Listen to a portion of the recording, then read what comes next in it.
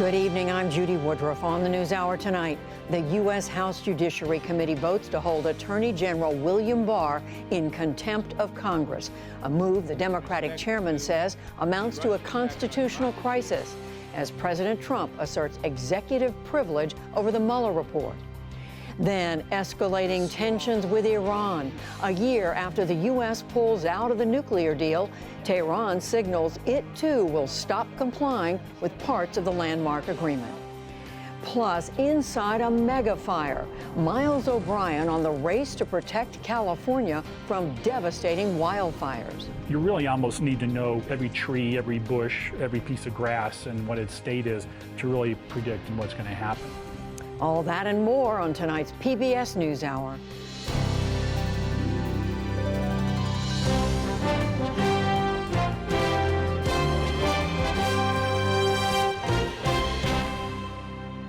Major funding for the PBS NewsHour has been provided by Babbel, a language program that teaches real-life conversations in a new language, such as Spanish, French, German, Italian, and more. Babbel's 10 to 15-minute lessons are available as an app or online. More information on Babbel.com. Consumer Cellular, BNSF Railway, Financial Services Firm, Raymond James. Supporting social entrepreneurs and their solutions to the world's most pressing problems. SkollFoundation.org. The Lemelson Foundation, committed to improving lives through invention in the U.S. and developing countries. On the web at lemelson.org. Supported by the John D. and Catherine T. MacArthur Foundation, committed to building a more just, verdant, and peaceful world. More information at macfound.org. And with the ongoing support of these institutions. This program was made possible by the Corporation for Public Broadcasting and by contributions to your PBS station from viewers like you. Thank you. There's an escalating showdown between the two ends of Pennsylvania Avenue, and both sides are digging in their heels. The chairman of the U.S. House Judiciary Committee says it has today taken a grave and momentous step. Lisa Desjardins begins our coverage of the mounting clash over access to the entire Mueller report. Today, power moves in an escalating fight between branches. Judiciary Committee will please come to order. House Democrats called a rare hearing, the first step toward holding the Attorney General in contempt of Congress. Judiciary Chairman Jerry Nadler pointed to refusals to testify or to hand over an unredacted Mueller report. The Trump administration has taken obstruction of Congress to new heights. Simultaneously, the Trump administration made its own statement. The Department of Justice sent Nadler a letter saying the contempt vote was unnecessary and that the president is exerting protective executive privilege over the documents Democrats want, meaning the agency will not turn them over. That raised already heated temperatures at the Capitol. I can only conclude that the president now seeks to take a wrecking ball through the Constitution of the United States of America. For the first time in the history of the United States, a president is now exerting executive privilege over every aspect of life. Unfortunately, we have an administration that is choosing to have a temper tantrum that is designed to accomplish one thing. And that one thing is to never let the real facts of the Mueller report come to light. Republicans charged that Democrats are playing politics. What a cynical, mean-spirited, counterproductive, irresponsible step it is. Our Democrat colleagues have weaponized our critical oversight responsibilities. Mr. Chairman. Republican Jim Sensenbrenner said the Attorney General cannot hand over all of the Mueller report because grand jury testimony in particular must stay secret. I think it is absolutely shocking that the majority of this committee is going to ask the chief law enforcement officer of the United States to commit a crime. Shocking. Democrats rejected that argument as hyperbole. Nobody's asking the Attorney General to disobey the law. We're asking the Attorney General to obey the law and produce the Mueller report and the supporting documentation.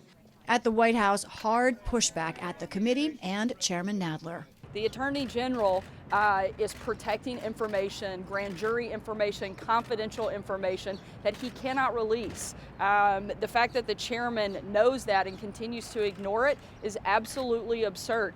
Charging contempt of Congress is a power lawmakers have held since the 1700s, but it is rarely used against members of the executive branch, and even more rarely against the Attorney General. There was a sense of the stakes on both sides. I think people should recognize that this is a deadly, serious moment. The rule of law and our basic institutions that have made our democracy the envy of the world are being tested. Our Democratic colleagues seem to be on a mission. They're determined to destroy Attorney General Barr, or at least discredit him in the eyes of the American people. The vote reflected the sentiments. Those in favor respond by saying aye. Aye. Opposed, no. No. A party line split, with Democrats voting to charge the Attorney General with contempt. That resolution now moves to the full House. This evening, it is being widely reported that the Republican-led Senate Intelligence Committee has subpoenaed Donald Trump Jr. They intend to ask, reportedly, about his meeting with a Russian lawyer at Trump Tower in New York in 2016 and efforts by the Trump Organization to build a Trump high-rise in Moscow. And Lisa joins me now, along with our White House correspondent, Yamiche Alcindor. Hello to both of you. So from your perspective, Yamiche, what are these power moves about that the White House is making, and what is their rationale for claiming executive privilege? Well, this really comes down to historic power plays between the White House and Congress, each using their constitutional powers to really go head to head. So on the White House's side, the president is saying that Democrats are bitter about the 2016 election, and as a result, they're carrying out partisan attacks. Democrats, of course, say they're just going and doing oversight over the president, that he should be held accountable. When it comes to exerting executive privilege, the White House has two rationales for this. The first is that they say the materials that Congress wants are actually illegal to release. They say that there are issues with law enforcement sources, intelligence sources, and also grand jury material. The other thing that White House aides have been telling me today, the White House wanted to exert executive privilege before the hearing because they wanted to protect Attorney General Bill Barr. They say that it's going to be harder for him to be held in contempt if the president is exerting executive privilege. So this is really about the White House trying to have Bill Barr's back. And Lisa, you're talking to everybody on the Hill. What are they saying? What are Democrats saying this is all about? And why do they reject the president's claim of executive privilege? That's so interesting about protecting the Attorney General, because Democrats believe that the president already waived executive privilege here by allowing this testimony in the first place to Robert Mueller. They said that's when he should have claimed executive privilege, not now. So they say that that's not an argument that they can put stock in. They also say that this is about more than what's happening. And increasingly, Judy, I feel not just tension, but a larger concern from Democrats. They see a potential erosion of checks and balances. I talked to Representative Debbie Mucarsel-Powell from Florida. She's an immigrant from Ecuador, and she told me that she was thinking about South American dictators and how one small kind of erosion in checks and balances can hurt a democracy. And so back to you, Yamiche. Where does this go from here, and what is the White House saying about, you know, some of the Democrats calling this a constitutional crisis? Well, the battle between White House and Congress is just getting started. On the issue of contempt, the DOJ put out a very strong statement today saying that that Attorney General Bill Barr should not be bullied into releasing information that he thinks is illegal. Then you're moving on to the idea of executive privilege. There's this idea that there might be pushback between Robert Mueller and Don McGahn, the former White House counsel, to testifying before Congress. The White House is saying that's separate issues and that they haven't made a determination on whether or not they would allow that to go forward. But I was talking to a White House source today. That person said that the White House has already told Don McGahn not to turn over any documents to Congress because of issues of executive privilege. Then, of course, this idea, there's broadening it out Don Jr. being subpoenaed by the Republican-led Senate Intelligence Committee really goes to the heart of this idea that Congress might now start having fights between the president's own party and his son. And then lastly, this idea of constitutional crisis. I put the question directly to Sarah Sanders today and said, what do you make of the fact that there are people saying that the president's edging the country closer and closer to a constitutional crisis? She said Democrats are the ones overstepping and that the president is on firm legal grounds here. So she's backing up the president as Democrats are, of course, sounding the alarm. It's two totally different, completely opposite sets of argument. Right. So, Lisa, we see the Congress moving closer to a full House vote on this question of contempt. Historically, does that mean the House is likely to get what it wants? It's complicated, Judy. What ends up happening in these cases, as I reported, executive branch contempt of Congress is very rare. We've seen a couple of cases in recent years, one, White House counsel Harriet Miers under George W. Bush, and then Attorney General Eric Holder under President Obama. In both of those cases, Judy, it went to courts. The courts took a long time to decide, and it went through appeal after appeal. In the end, while the courts upheld the idea, the concept of Congress having this power, the courts did not want to enforce it. And the presidents at the time were able to basically run out the clock.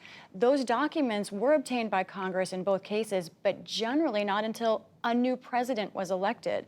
So running out the clock is very possible here for President Trump. However, there's something exceedingly rare that some Democrats are talking about. They have a different power of contempt that they're not invoking now. It's called an inherent contempt of Congress, which means Congress itself can assess fines and long ago used to actually imprison people itself.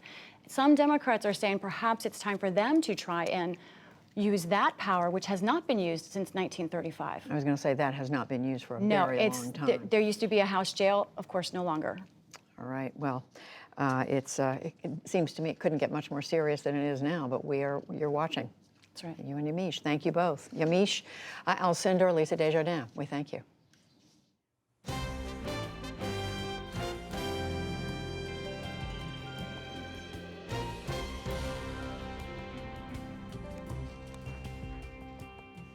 In the day's other news, Iran's president declared that his country will step up enrichment of uranium if the 2015 nuclear deal is not renegotiated. He warned of action in 60 days unless European nations help mitigate U.S. sanctions. The U.S. answered with new sanctions on Iran's metals industry. And in London, Secretary of State Mike Pompeo called for unity against Tehran. They've made a number of statements about actions they threatened to do in order to get the world to jump.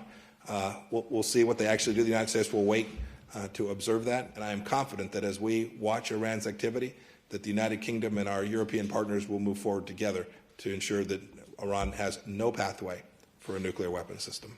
The U.S. withdrew from the nuclear deal 1 year ago. Today, Russia blamed Washington's actions for Iran's decision. But Israel warned again that it will not let Iran obtain nuclear weapons. We'll delve into all of this right after the news summary. This was Election Day in South Africa, and the ruling African National Congress faced strong challenges after 25 years in power. Voters lined up with a chance to voice their frustration with corruption scandals and surging unemployment. There were signs that overall turnout was low. In this country, a Colorado teenager appeared in court a day after a school shooting that left 1 student dead and 8 wounded. 18-year-old Devin Erickson kept his head down during the hearing. He was arrested Tuesday along with a girl who is a juvenile. There was no word on the motive for the shooting. The U.S. Border Patrol reported today that more than 100,000 migrants were caught at the southern border in April. That is for the second month in a row. Meanwhile, a federal appeals court agreed on Tuesday to making those seeking legal asylum wait in Mexico for immigration hearings. The Ninth Circuit Court in San Francisco let the policy stand pending a legal challenge. Drivers from rideshare companies Uber and Lyft protested their pay in 10 major U.S. cities today. They turned off their smartphone apps, cutting their connections to would-be customers. Drivers argue that they are getting poverty wages, but the companies they work for are earning billions in profits. All drivers, everywhere in the country deserve a fair pay and fair and fair treatment. So we are hoping that this will make a big impact and make our base companies listen to us. The strike comes 2 days before Uber's initial public stock offering. The company says it expects to be valued at $91 billion. In Oregon, thousands of teachers staged a walkout today to lobby state lawmakers. They demanded more funding for schools and protested large class sizes and low graduation rates. It is the latest in a wave of teacher strikes that began in West Virginia last year. TV ads for prescription drugs will have to start showing list prices of the medications. The U.S. Department of Health and Human Services announced the rule today. It affects drugs that cost more than $35 for a month's supply. Walmart is raising its minimum age to buy tobacco products and e-cigarettes to 21 from 18. The world's largest retailer says that the policy takes effect in July at all of its 5,300 U.S. stores. The U.S. Food and Drug Administration had put Walmart and others on notice for selling tobacco to minors. On Wall Street, a late sell-off wiped out a rally as investors waited for trade talks with China to resume tomorrow. The Dow Jones Industrial Average gained just 2 points to close at 25,967. The Nasdaq fell 20 points, and the S&P 500 slipped 4. And Britain's new royal baby now has a name. He is Archie Harrison Mountbatten Windsor. The parents say Prince Harry, of course, and his American wife, Meghan Markle, announced it today, and they showed off their newborn baby for the first time. The baby is 7th in line to the British throne. Still to come on the NewsHour, the president of Iran says his nation may soon restart banned nuclear activity.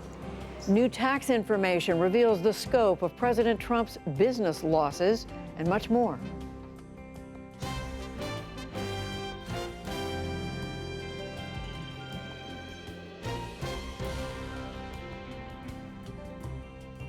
Today, Iran announced it plans to stop complying with portions of the nuclear deal it signed with Western powers in 2015. Iran stopped short of withdrawing from the deal altogether. But as Nick Schifrin reports, the announcement increases already escalating tensions with the United States. The Iran deal made a fundamental trade. Iran restricted its nuclear program in exchange for sanctions relief. 1 year ago today, the Trump administration withdrew from the deal and has since reimposed sanctions. For the last year, Iran complied with the deal. But today, Iran said it would not abide by all the deal's restrictions. Number one, the deal limits Iran's stockpiles of low-enriched uranium, which is nuclear fuel, and heavy water, which is used to operate a nuclear reactor. Today, Iran said it would no longer adhere to those limits. And if Iran does exceed the caps, it will no longer be in compliance with the deal. And then Iran threatened even more dramatic actions. To produce a bomb, you typically need to enrich uranium at 90%. Before the deal, Iran enriched uranium at nearly 20%, which the U.S. said meant Iran could break out and create a bomb within a few months. After the deal, Iran enriched uranium at 3.67% and removed most of its centrifuges, moving breakout time to more than a year. Today, Iran said if it doesn't receive economic benefits allowed by the deal in the next 60 days, it would not adhere to, quote, any uranium enrichment limit. And it would also take a plan to convert the Arak nuclear reactor so it doesn't produce large amounts of plutonium and cancel it.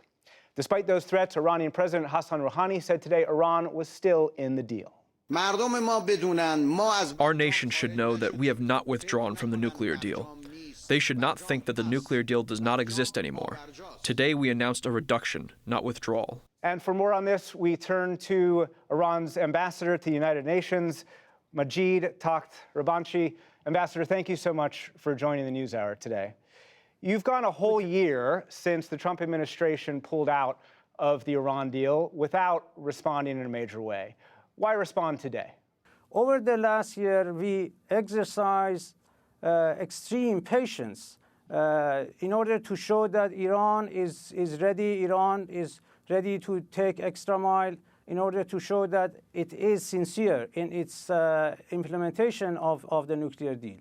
But unfortunately, due to U.S. bullying of even its closest allies, we have not received the economic benefit that we were promised to receive based on the nuclear deal. And then we were left with no other option than to say that for 60 days, we are going to stop implementing or to cease performance of some of our obligations, voluntary obligations based on the nuclear deal. And we will see what will happen during the next 60 days. The window of diplomacy is not closed. We believe that Iran will speak, will negotiate with the partners, the remaining participants of the JCPOA, and we will see what will be the outcome of the negotiations. Ambassador, you say that you were left with no other option, but why do you need to enrich uranium at a higher level than 3.67%? What's your intentions by doing that, or possibly doing that? Well, no, for the time being, we are adhering to the JCPOA on the limit of the enrichment, the level of enrichment. What we have said is that for the next 60 days, we are going just to be free for our stockpile. We are not talking about enriching more than 3.67% for the next 60 days. Right, but President Rouhani did say today that you would enrich higher than 3.67 if you don't get those economic incentives, which haven't come so far. Of course we will. Of course we will. The reason is that our partners have had more than enough time for the last year and a half or so to compensate what the Americans have done to the JCPOA. So if they cannot do it in the next 2 months, that means that the political will is not there, and then we will act in accordance with our national interest. Today, President Trump said that he still hoped to meet with Iran's leadership. Does Iran have any interest in meeting with President Trump? There is no utility in meeting somebody who carelessly tear apart, an international agreement. It was not an agreement between Iran and the United States. Other countries, the European Union were part of it. So all of a sudden we see that the president comes and say, I don't like it because of so many reasons, because the former president took the initiative to sign such an agreement with Iran. So how can we trust somebody who carelessly and recklessly do something like this? Ambassador, quickly in the time we have left, there are some people who I'm talking to here who are experts on Iran fear that the speech by President Rouhani today will allow hardliners here in the U.S. and perhaps Israel a stronger case to argue that Iran is not trustworthy. What's your response to that? I think the hardliners, as our foreign minister has coined it, 4 Bs, Bibi Netanyahu, Bolton, Ben Zayed, and Ben Salman, they are doing whatever they can, no matter what Iran does. So it doesn't matter how we are dealing with JCPOA. Their agenda is to provoke. Their agenda is to agitate the situation. Their agenda is to prepare a war against Iran. We are not trying to wage war against anybody, but definitely we will defend ourselves no matter what. Ambassador Majid Rabanchi, Ambassador of Iran to the United Nations, thank you so much for your time. Thank you, sir. And now with me for the Trump administration's view is Brian Hook, the State Department Special Representative for Iran. Brian Hook, thank you for coming back to the NewsHour. You just heard Ambassador Rabanchi accuse the U.S. of saying that your real intention is to provoke Iran and to, quote, prepare for war. Is that the U.S. intention? I didn't really hear what he said. I can just say that today what we saw with the Iranian regime is another example of nuclear blackmail. This is a strategy that they've used very effectively for many years. They do it to intimidate other nations so that they then give Iran the economic benefits that that they think they deserve. And in fact, Iran does not need to be enriching any fissile material at a level that is above what is required for a peaceful nuclear program. And so we're very happy to be outside of the Iran nuclear deal. We have a lot more freedom to deter Iran and prevent it from ever acquiring a nuclear weapon. So you call it nuclear blackmail. Let me go into what President Rouhani said today. He said that Iran would no longer abide by the caps on heavy water and low-enriched uranium. He threatened in 60 days to do more when it came to enrichment, but they are in the deal. And as you heard the ambassador say, diplomacy is still an option. So, in some ways, is their response restrained? I think, as I said earlier, I think this is the Iranian regime, the world's leading sponsor of terrorism, threatening to enrich levels of uranium beyond what is necessary for a peaceful nuclear program. They have also used the nuclear program as cover to expand their range of activities, to run an expansionist revolutionary foreign policy around the Middle East. And it runs all the way from Lebanon to the Houthis in Yemen. And so what we've done outside of the deal is to drive up the costs of Iran's very expansionist foreign policy, and also being outside of the deal with the enormous economic pressure that we're able to put on this regime, we're in a much better position to achieve our national security goals outside of the deal. I think your critics would point out that it would be easier to confront Iranian malign behavior while restricting their nuclear program. Well, Iran is still in the Iran nuclear deal. We're outside of it, and so we're not under any of those restrictions any longer. When we were in the deal, we weren't able to use any of our oil and banking sanctions against Iran to change their malign behavior around the Middle East. We've now sanctioned almost 1,000 Iranian individuals and organizations for a range of activities around the nuclear program, the missile program, the regional aggression, and the arbitrary detention of American citizens. We are seeing a difference. Iran has had to cut its defense budget for 2 successive years. Its biggest client in the Middle East, Hezbollah, has been making a public appeal for donations because the money from Iran is running out. So we're very happy with the positive impact that we're having just in the 1 year, and today is the 1-year anniversary of us getting out of the Iran deal. Brian Hook, we've got about a minute left, so I want to ask you about that maximum pressure campaign. You just talked about almost 1,000 people or entities. Today, you announced new sanctions on Iranian steel, aluminum, and copper. One of the goals that you and I have talked about is getting Iran back to the table to renegotiate what you've called a bigger nuclear deal. Is there any evidence that your maximum pressure campaign is convincing Iran to come back to the table? Well, we have a goal of getting to a new and better deal to succeed the existing Iran nuclear deal, which is only limited to the nuclear program. We are interested in an agreement that would address the nuclear program, the missile program, regional aggression, human rights abuses, and the like. Secretary Pompeo made that very clear about a year ago. What the kind of demands that we have placed on the Islamic Republic to behave more like a normal nation and less like a revolutionary cause. Putting in place that sort of clarity we think has been very helpful for the international community, and it's highlighted Iran's regional aggression, and we're having more countries come our way over the last year because of our diplomacy. Brian Hook, Special Representative for Iran at the U.S. State Department. We'll have to leave it there. Thank you so much. Thanks, Nick. We now turn to Ambassador Wendy Sherman. She was the lead U.S. negotiator for the nuclear agreement with Iran during the Obama administration, and she's now a senior fellow at the Belfer Center at Harvard. You heard me ask Brian Hook whether the U.S. intention is to provoke Iran, is to wage war, which is what we heard from the Iranian ambassador. Do you believe the U.S. intention is to provoke Iran? Well, I hope that the U.S. intention is not to provoke Iran to leave the deal or to provoke Iran into a regional conflict.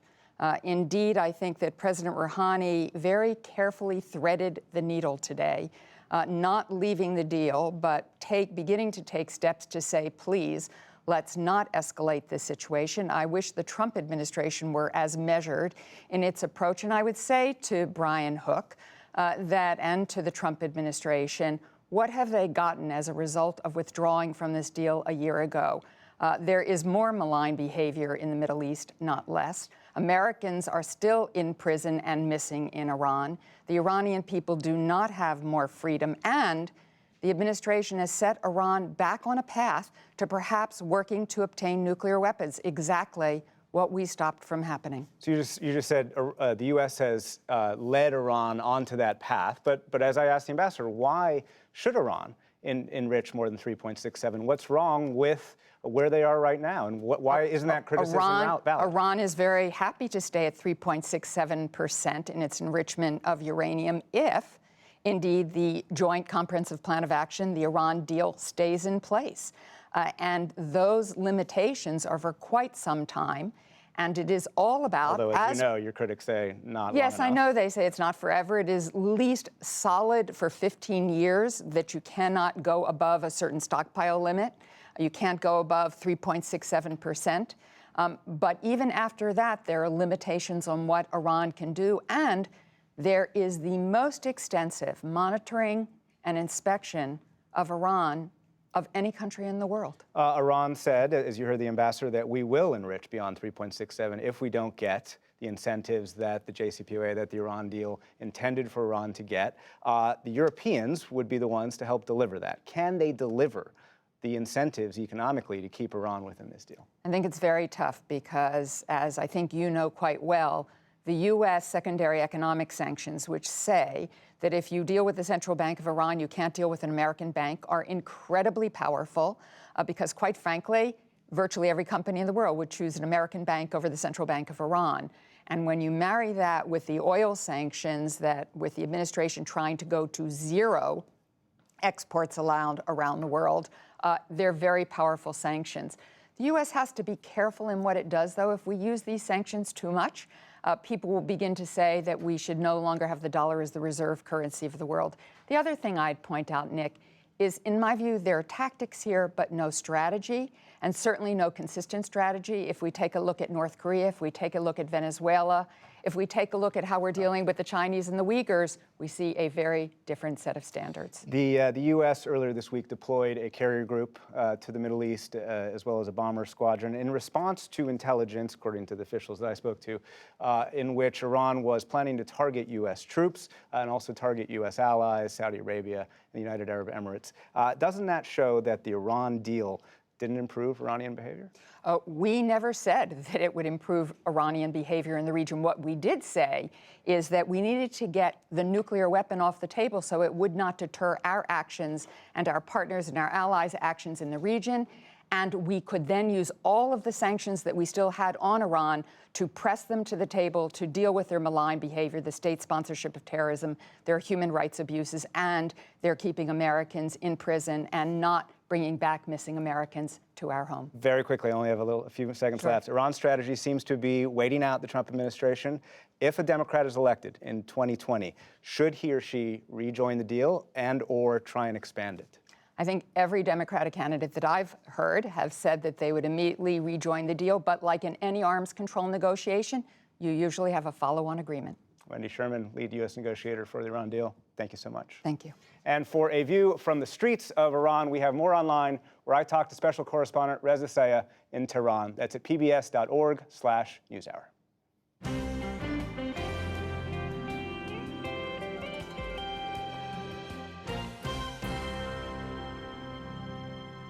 Congressional Democrats are expected to decide tomorrow whether they will go to court to obtain President Trump's recent tax returns.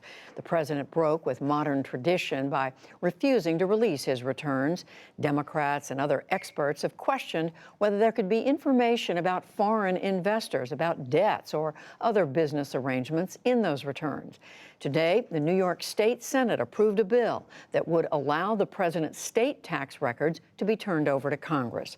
As William Brangham tells us, this line of inquiry picked up new fuel overnight after a New York Times investigation shed light on the president's past tax records and his large business losses. Judy, the Times investigations found that the very moment Donald Trump was portraying himself as the most successful deal maker of the 1980s and 90s, his actual balance sheet told a very different story. The Times analysis found Mr. Trump lost more than $1 billion between 1985 and 1994.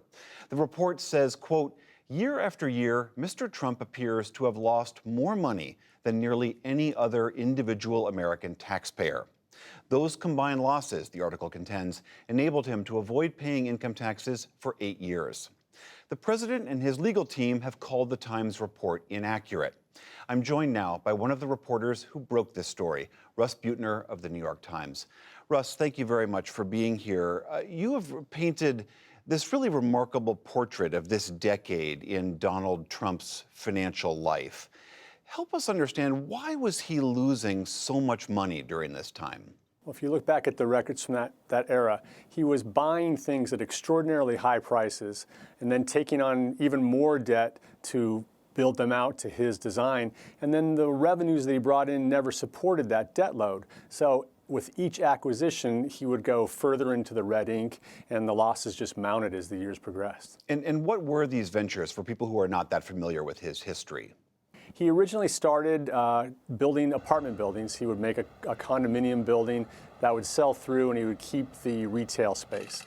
Then he branched out into a very eclectic collection of things. He bought an offshoot of the NFL. He bought a football team. He bought an airline. He started opening casinos that were extraordinarily expensive. He bought a landmarked New York City hotel. And all of that just mounted up to about $3 billion in debt he took on over just about a 5-year period. And as your report points out, he did have some successful ventures, but in any given year, it seems the losses from other ventures swamped those returns. That's exactly right. He's constantly sort of changing focuses. There was a period of time that lasted about 2 years where he would buy with borrowed money large holdings in a public corporation, leak a news that he had bought that, and then he might take the company over, and as soon as the stock went up, he would sell. He made about $60 million over a couple of years doing that. And then the market figured out that he was not going to take over the companies, and it stopped reacting. That sort of ended. But there was like that. There were these ventures that he did make money on, but the losses from his companies, his other enterprises, would wash away all his tax liability for even those extraordinary gains. The president, as you know, has said, first off, that everybody was doing this back in the 80s and 90s, and then he also said that your reporting was inaccurate.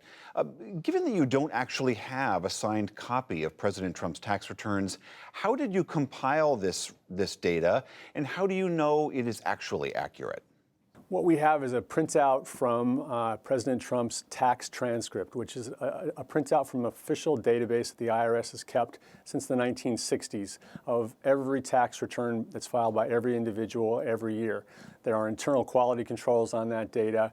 It's used for a variety of policy setting reasons. They use it to target audits, and they bring printouts from it to audits. And if you wanted to request yours, you could file that request with the IRS, and they would send it to you as an official record of the return you filed. It's in fact a very reliable record that's been used for very important things for a long time. Lastly, this is, of course, coming amidst the fight of congressional Democrats trying to get more recent tax returns from the president. What might those returns tell us that we don't now know? We're guessing into a vacuum a little bit because we just really don't know, but we could certainly tell for the first time maybe if his claims of wealth are really accurate. We'd be able to see how profitable his businesses are. He's reported on his disclosure forms revenue figures, not profitability, and profitability has been a problem for Donald Trump throughout his career. We could tell what the sources of those incomes are. We could tell whether he has any properties that are in jeopardy. We could tell if he's got partners that he hasn't disclosed. We could tell if he's got more debt than what he's allowed and who he's borrowed money from. And we could look for conflicts of interest that might not be apparent now between his public policy and all the countries around the world where he has investments in money-earning properties. All right, Russ Buettner of the New York Times, thank you very much. Thanks for having me.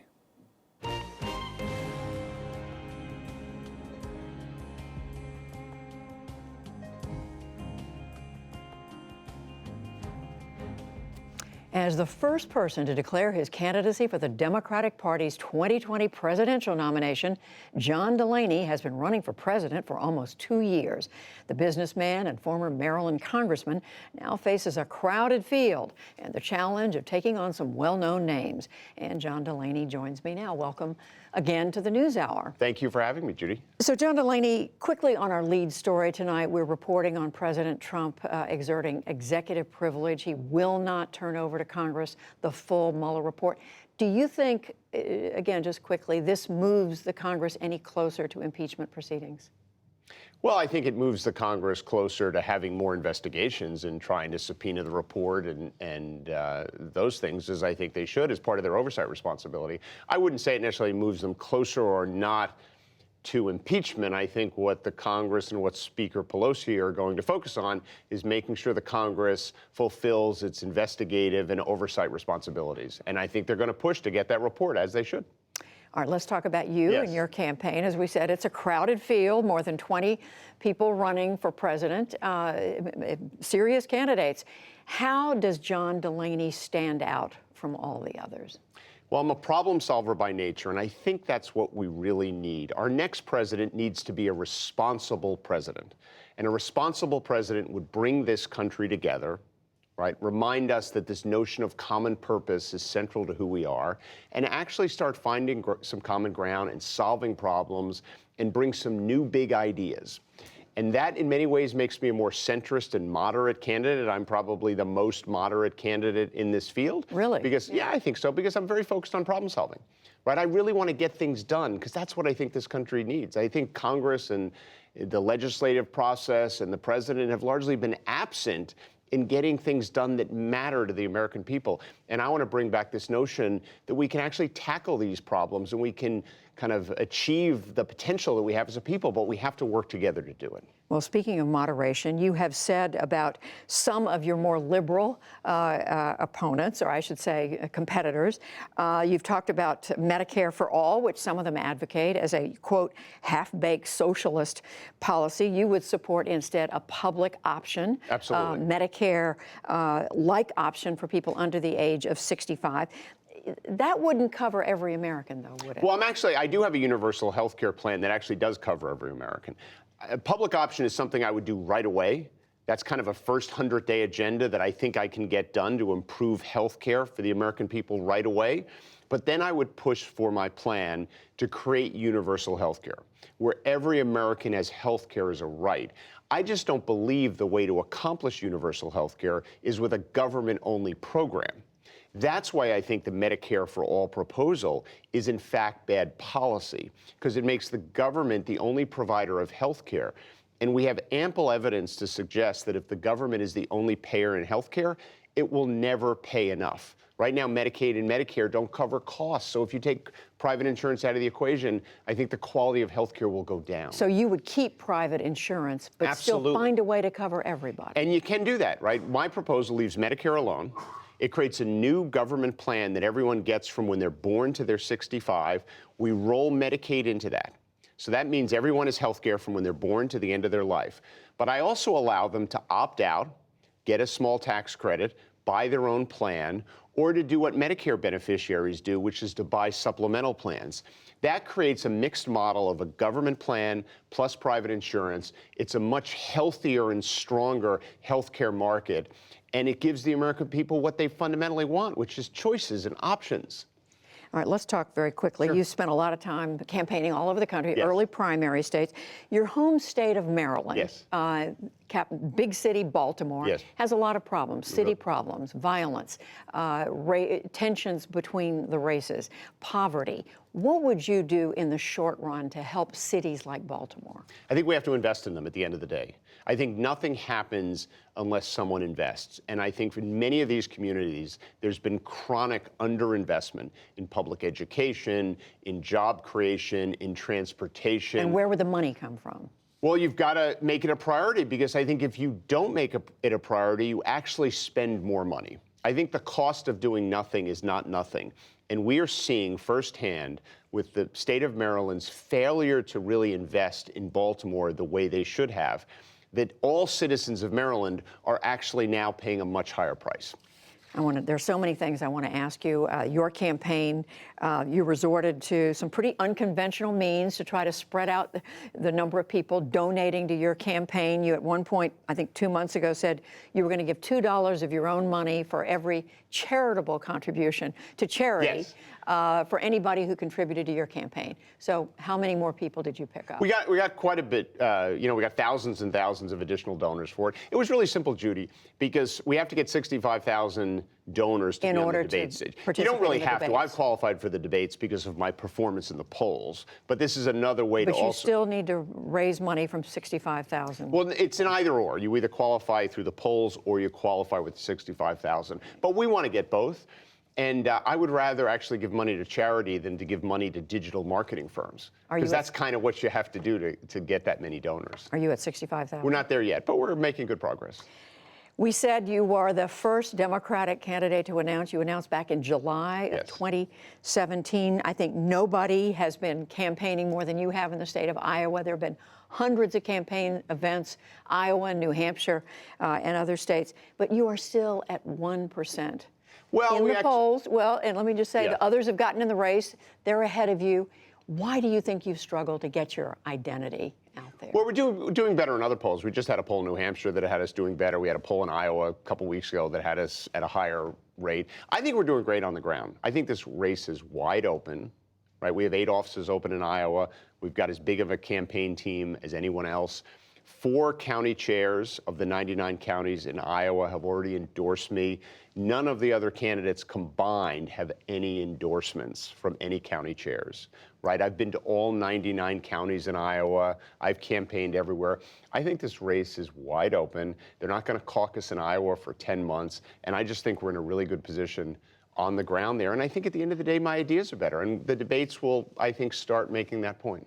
On May the 8th, 2019, John Delaney, thank you very much. So nice to be here. Thank you.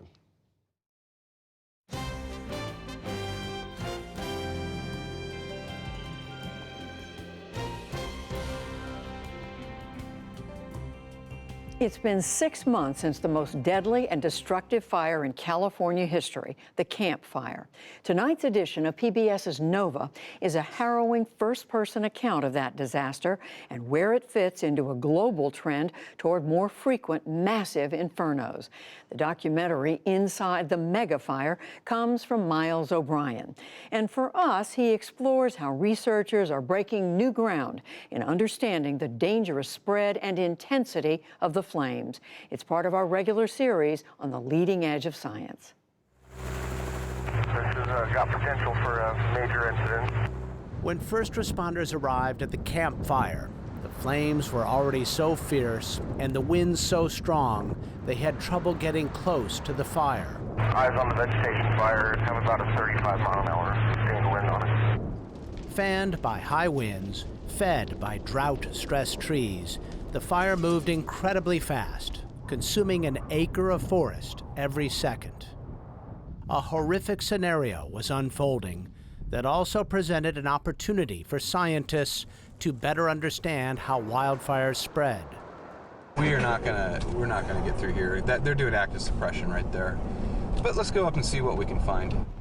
So meteorologist Craig Clements and his team from San Jose State University sped right toward the inferno. In the crosshairs, Paradise, California, a town of 26,000 nestled in the Sierra Mountains. It was the morning of November 8th, 2018, and everyone who lived there had to leave in a hurry. Just gonna get the out of Dodge. This is getting heavy. They were forced to run a gauntlet through flames. There are only 4 roads that lead off the mountain, and all of them were perilous. Oh my God, there's fires everywhere. I don't want to die here. I don't want to die. Please get out of town, and as you're going out of town, please be careful. With the frantic exodus still underway, we drove in the opposite direction, eventually meeting up with Clements and his team close to the fire line. Perfect, perfect, perfect. They had found a relatively safe vantage point to gather some unprecedented data. We are driving in a one-of-a-kind custom rig. The scientists hope to use it to peer into the fire in a way that no one else has before. We need to better understand fire spread, and the meteorological data is one of the key components. And yet we never measure things on an active wildfire. We usually use a satellite, we see plumes in the radar, which is great, but we're not really seeing what's going on right here. Plumes, the columns of smoke and gas that rise from the flames, are more than a sign of fire. They also create their own weather, and Craig Clements suspects they actively spread the fire. But how? To understand, he aims a sophisticated LiDAR right at the plume. LiDAR is like radar that uses a laser beam instead of radio waves. It bounces off the smoke particulates as they are propelled by the wind and returns information about speed and direction. We've been able to slice through a plume with our LiDAR, and we've been able to measure the rotation and the wind field associated with a rotating column, and so that's pretty exciting. The plumes at fires like these are complicated systems. As hot air rises, cooler air rushes in. It's called fire-induced wind.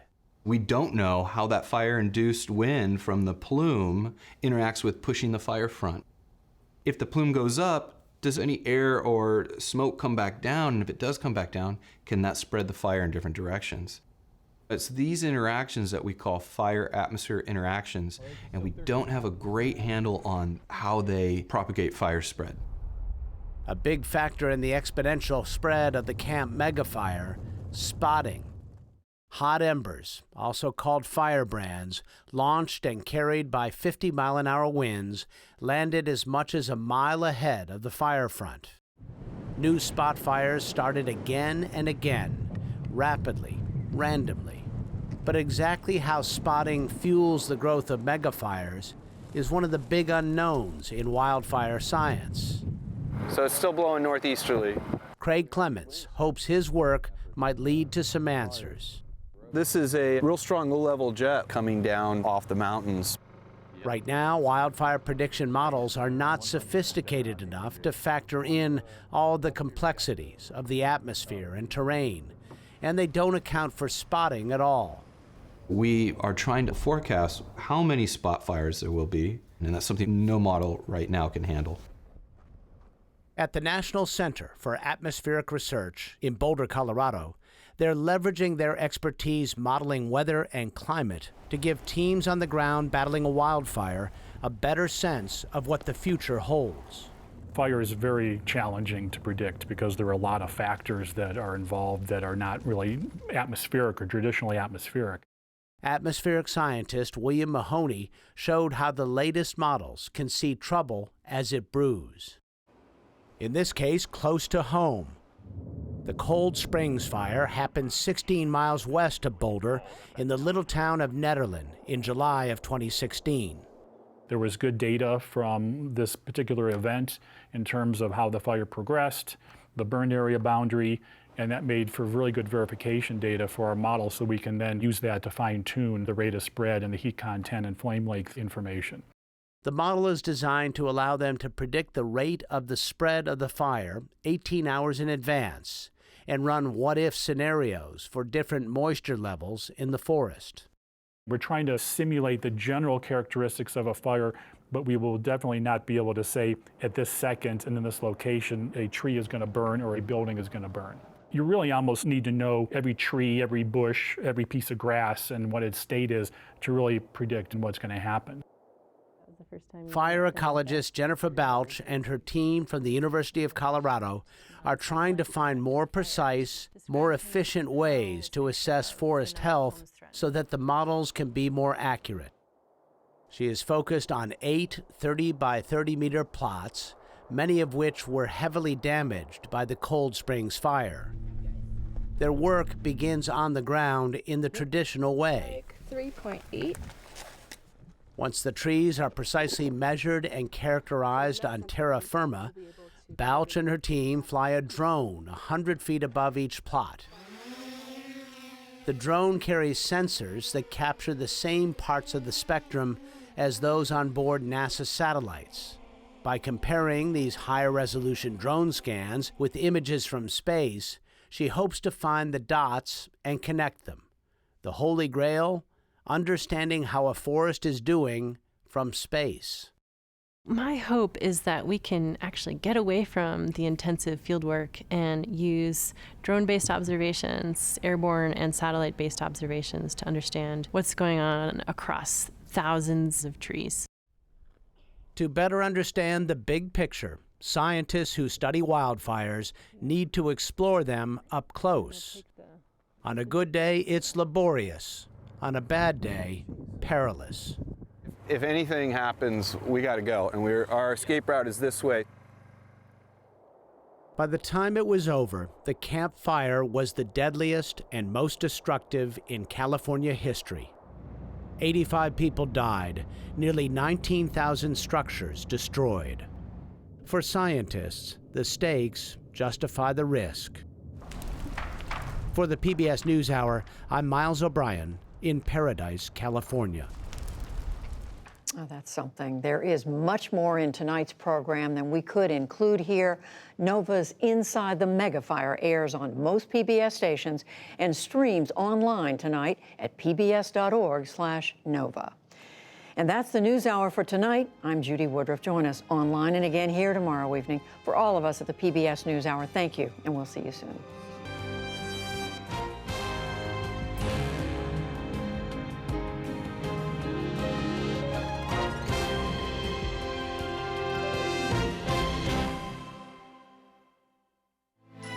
You're watching PBS. Major funding for the